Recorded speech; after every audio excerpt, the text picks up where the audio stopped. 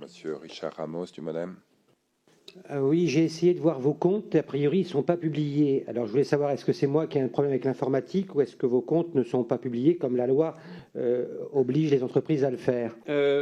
L'an dernier, sur ma circonscription, à Illy-sur-Somme, il y a eu la fermeture d'un site Bigard.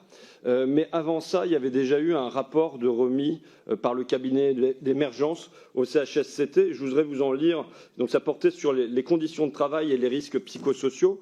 Je voudrais vous en donner quelques passages.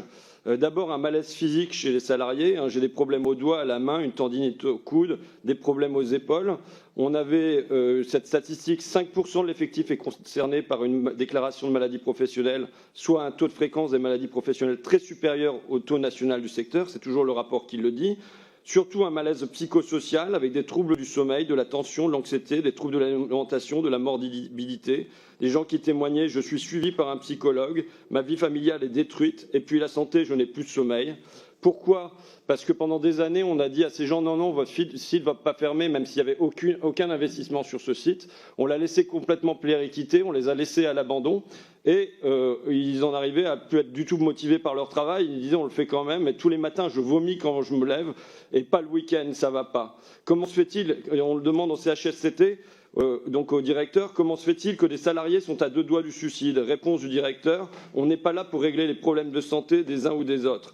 Donc là, on a eu sur ce site qui a finalement fermé, alors qu'on leur a promis en permanence qu'ils n'allaient pas fermer, mais le personnel a été traité comme du bétail. Je voudrais vous remettre, Monsieur Bigard, ce rapport. J'ignore si vous l'avez lu, mais je voudrais vous remettre ce rapport parce que voilà aussi ce qu'il y a derrière, pour moi, la 154e fortune française. Et j'aimerais que les États généraux de l'alimentation contribuent aussi à transformer la manière dont peuvent être traités les salariés dans les groupes de l'agroalimentaire.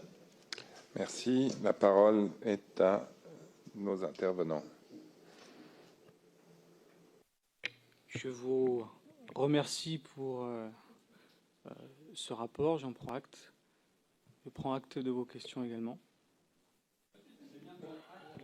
Et ce rapport, j'imagine que vous l'avez déjà eu entre les mains. Donc, on pourrait.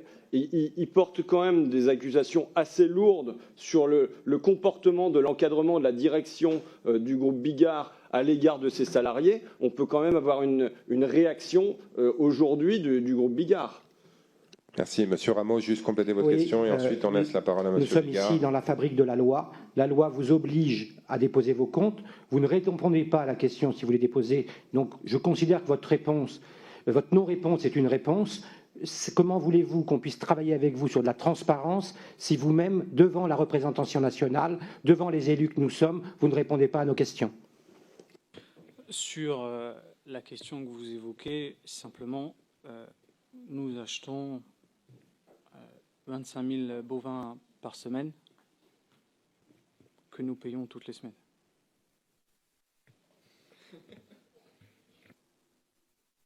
Bien. Là, on est en le parrain ou bien on est dans une commission d'audition à l'Assemblée nationale, quoi?